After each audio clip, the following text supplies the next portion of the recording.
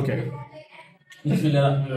দেখেন তাহলে আমরা কি বললাম, যে কোনো একটা সংখ্যায় ব্যবহৃত অঙ্ক তার অবস্থানের জন্য, তাহলে সংখ্যায় ব্যবহৃত অঙ্ক তার অবস্থানের জন্য, কিসের জন্য? তার অবস্থানের জন্য যে মান প্রকাশ করে তাকে আমরা কি বলেছি? স্থানীয় মান।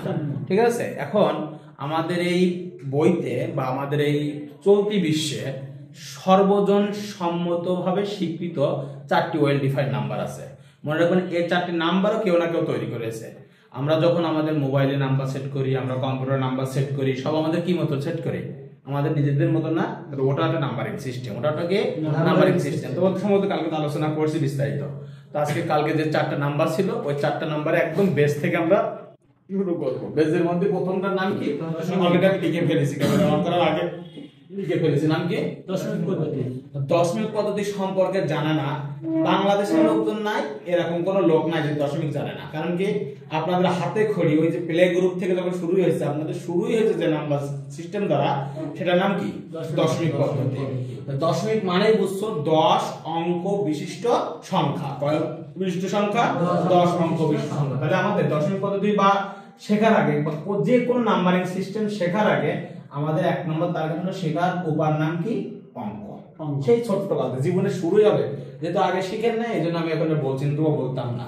তাহলে অঙ্ক বলতে তাদেরকেই বুঝবো। যেমন দেখেন, আমাদের আশপাশে কলা গাছ, আম গাছ, জাম গাছ থাকে না? ছোটকালে আপনাদের বাবা মা বা আমরা ভূ প্রকৃতিগত ভাবে এগুলোকে কলা গাছ, আম গাছ, জাম গাছ শিখছি, ঠিক ঠিক না? যদি আমাদের ছোটকাল ছিল ব্যানানা, তাহলে আমরা ব্যানানা বলতাম। যদি নারকেল গাছ না বলে কোকোনাট বলতো, তাহলে আমরা কি বলতাম? কেউ না কেউ বলছো তো। এই দেখেন, এটাকে যদি ঘড়ি না বলে যদি বলতো এটা টেবিল, তা আমরা ছোটকালতে কি বলতাম? এটা টেবিলে কয়টা বাজে বলতাম কিনা? তার মানে সবকিছুই আমাদেরকে শেখানো হয়েছে আমাদের ভূ প্রকৃতিগত ভাবে, অবস্থানগত ভাবে, আন্তর্জাতিক ভাবে, যেভাবে বলে না কেন আমাদেরকে একটা ক্ষেত্রের মধ্যে আনা হয়েছে, আমরা সেই ক্ষেত্রের মাধ্যমে কি হচ্ছে? গড়ে উঠছি। ঠিক একইভাবে এই অঙ্কগুলো মনে রাখবেন, এগুলো সব এক একটা চিহ্ন, এক একটা চিহ্ন, এক একটা কি চিহ্ন। তাহলে বলবো কি, যে গণিতের আমরা দশমিক বলবো না, যে কোনো সংখ্যার ক্ষেত্রে বলতেছি, গণিতের বিভিন্ন মান প্রকাশের জন্য কি বলবো? গণিতের বিভিন্ন মান প্রকাশের জন্য যে সমস্ত, আমরা কিন্তু 10টা বলছি না, কেন? দশমিক না, আমরা সব অঙ্কের জন্য বলছি। তাহলে গণিতের বিভিন্ন মান প্রকাশের জন্য যে সমস্ত চিহ্নসমূহ বিদ্যমান, যে সমস্ত কি বিদ্যমান? চিহ্নসমূহ বিদ্যমান, তাদেরকে আমরা কি বলি? অঙ্ক বলি। এর মনে রাখি, দশমিকের অঙ্ক কয়টি? 10টি। কয়টি? 10টি। 10টি। বলে দশমিক অঙ্ক কয়টি? 10টি। তাহলে এই অঙ্ক যেহেতু 10টি, যে সংখ্যা পদ্ধতিতে যতটি অঙ্ক থাকে, ভালো শুনে রাখবেন, যে সংখ্যা পদ্ধতিতে যতটি অঙ্ক থাকে সেই সংখ্যা পদ্ধতির বেজও তত। তাহলে এর বেজ কি হবে? বেজ মানে কি? ভিত্তি। বেজ কি হবে? 10। বেজ কি হবে? 10। বুঝা গেছে? এই 10টি অঙ্ক কারা কারা মানে প্রকাশ করি, কি করে? প্রকাশ করি, কি করে? প্রকাশ কারা কারা? শূন্য, আসলে শূন্য বলবো না চিহ্ন বলবো? চিহ্ন। বাট আবার তো আমরা যেহেতু অভ্যস্ত হয়ে গেছি, আমি চাই না যে অভ্যস্ততার কারণে কোনো সমস্যা হবে। দেখবেন বাংলা একাডেমি যখন বানানো লেখে, তখন বানান কি বলে ওরা? যেগুলো আপনার পরিচালিত আছে আপনি পরিচালিত ভাবে লেখেন, কোনো সমস্যা নাই। বোঝা গেছে? হঠাৎ করে চেঞ্জ করতে গেলে জায়গাটা কি গণজাগরণ হওয়ার পরিবর্তে আরো উল্টা একটা রিঅ্যাকশন তৈরি হয়ে যাচ্ছে। এজন্য আমরা প্রকাশ করার জন্য 0 1 2 3 4 5 6 7 8 9 বলে। বোঝা গেছে কিনা? এই পদ্ধতিতে তাহলে অঙ্ক গেল কয়টি? 10টি। বেজ গেছে কয়টি? 10টি। প্রকাশ করেছি কাদের? এই 10টি অঙ্ক লিখেছি। ঠিক আছে, মনে রাখবেন, অঙ্কের বিপরীতে যে মান সমূহ থাকে, অঙ্কের বিপরীতে যে মান সমূহ থাকে বা যে মান প্রকাশ করে তাদেরকে বলে স্বকীয় মান। কি বলে? স্বকীয় মান, ইন্ট্রিনসিক ভ্যালু। মনে থাকবে, এই অঙ্কগুলোর মধ্যে দেখবেন সবাই মান প্রকাশ করে না। অঙ্কগুলোর মধ্যে কি করে না? সবাই মান প্রকাশ করে না। কেউ কেউ মান প্রকাশ করে, কেউ কেউ করে না। যারা মান প্রকাশ করে না তাদের কোনো ভ্যালু নাই, তাদের কোনো কি নাই? ভ্যালু নাই। শূন্য কোনো মান আছে? শূন্য মানে হলো কোনো কিছুই না। শূন্য মিন্স নাথিং। শূন্য মিন্স নাথিং। তাই এই জন্য এদেরকে আমরা প্রপার ডিজিট বলতে পারি না। তাহলে প্রপার ডিজিট কয়টি? মানে সার্থক অঙ্ক কয়টি? 9টি। একটা বাদ যাচ্ছে, কে বাদ যাচ্ছে?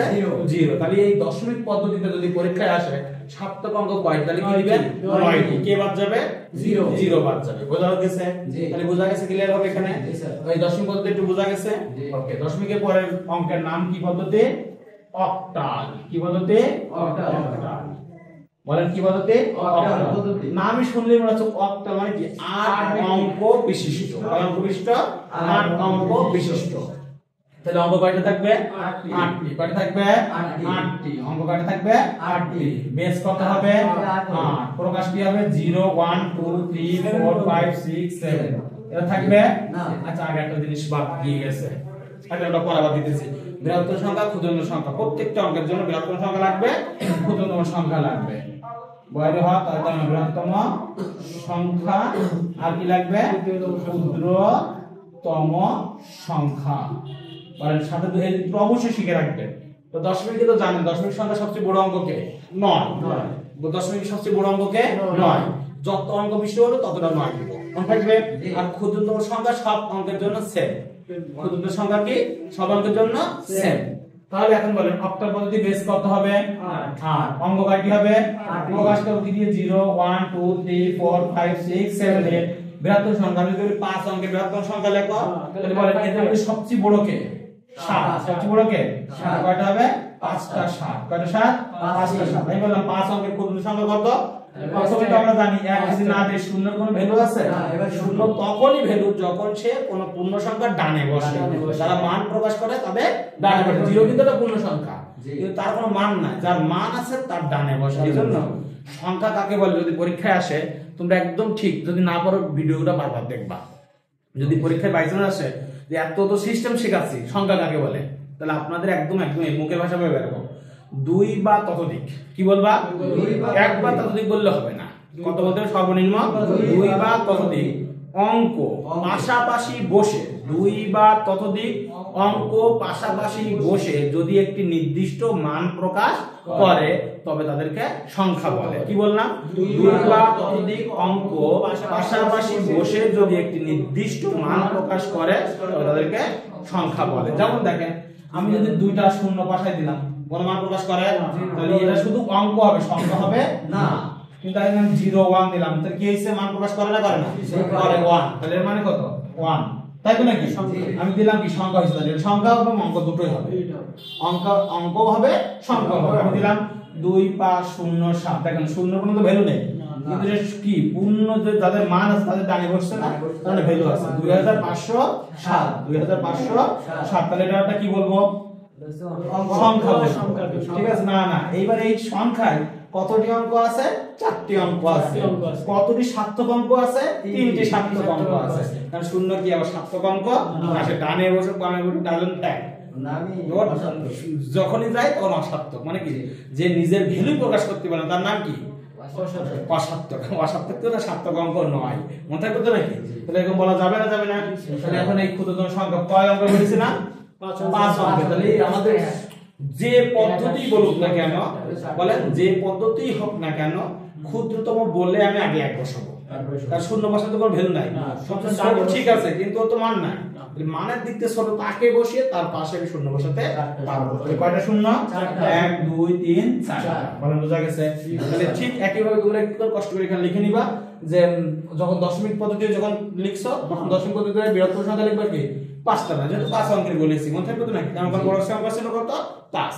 যেহেতু বড় সংখ্যা 5 ছিল তাই আমরা 5টা দিয়েছিলাম। মনে থাকবে? যা থাকবে একদম হিসাব করে করে আমরা বসাতে হবে। ওকে, এরপর তাহলে অক্টালে কি গেছে না? অক্টালে পর আমার সংখ্যা কে আসে? হলো হেক্সাডেসিমেল। হেক্সাডেসিমেল। মনে থাকবে এটাকে ডেসিমেল বললেও কোনো সমস্যা নাই। তাহলে কি বলতে? হেক্সাডেসিমেলও বলতে পারবো, হেক্সাডেসিমেলও বলতে পারবো। ঠিক আছে? তাহলে অঙ্ক কয়টা হবে এখানে? 16টা। কয়টি? 16টি। বেস কত হবে? 16। প্রকাশ কি হবে? 7 8 9 a b c d e f। Bangla বোঝা গেছে কিনা? এখন যদি বলি 5 অঙ্কের হেক্সাডেসিমেলে সবচেয়ে বড় সংখ্যা কত? তাহলে কি হবে? এখন দেখেন সবচেয়ে বড় কে? f। তাহলে এখানে ফলাফল কি আসবে? লিখে নিছেন তো সবাই? জি স্যার। লিখে নিন, নতুবা বাসায় গিয়ে আবার ক্লাস আবার করতে হবে। ভালো লিখে নিছেন? ক্ষুদ্র সংখ্যা কি বলেছিলাম? কোনো চেঞ্জ হবে না, কারণ সবার মধ্যে 1 আছে, সবার মধ্যে 0 আছে। বলেন বোঝা গেছে কিনা? এবার সবচেয়ে ছোট সংখ্যা পদ্ধতি নাম কি? বাইনারি। কিন্তু কাজে সবচেয়ে বেশি। বলেন কাজে সবচেয়ে বেশি কিন্তু নামে সবচেয়ে ছোট। তার নাম কি? বাইনারি। নাম কি? বাইনারি সংখ্যা। বলেন কি পদ্ধতি? বাইনারি। বাইনারি, তাই না? তাহলে বাইনারি মানে কি? বা দ্বিমিক। নাম কি? দ্বিমিক। বলেন দ্বিমিক সংখ্যা পদ্ধতি। তাহলে বলেন অঙ্ক কয়টি? দুইটি। তাহলে বেস কি হবে? 2। প্রকাশ কি হবে? 0 1 কেউ থাকবে? এখন বলেন বৃহত্তম সংখ্যাকে 1 1। কেন 1? কারণ এর মধ্যে আর কেউ নাই। 3 4 5 অঙ্কে বলেছিলাম না? 5টা। 5 অঙ্কে বলে কয়টা দিব? ক্ষুদ্র সংখ্যা কি হবে? সেম না সেম না? সেম। দেখছেন ক্ষুদ্র সংখ্যার কোনো পরিবর্তন নাই, কিন্তু প্রতি ক্ষেত্রে বৃহত্তম সংখ্যার পরিবর্তন হয়েছে না হয় নাই? হয়েছে। বলেন এটাকে একদম প্রাথমিক লেভেল। তাহলে যে 4 প্রকার নাম্বার বললাম সেই নাম্বারগুলো বোঝা গেছে কিনা? যদি নাম্বারগুলো বোঝো, এবার এখান থেকে আমরা 1 বাই 1 রূপান্তর করব। 1 বাই 1 রূপান্তর করব। না সবাইটা লিখে নেন। হবে? হলে তো ভেরি গুড। স্যার এটা কখন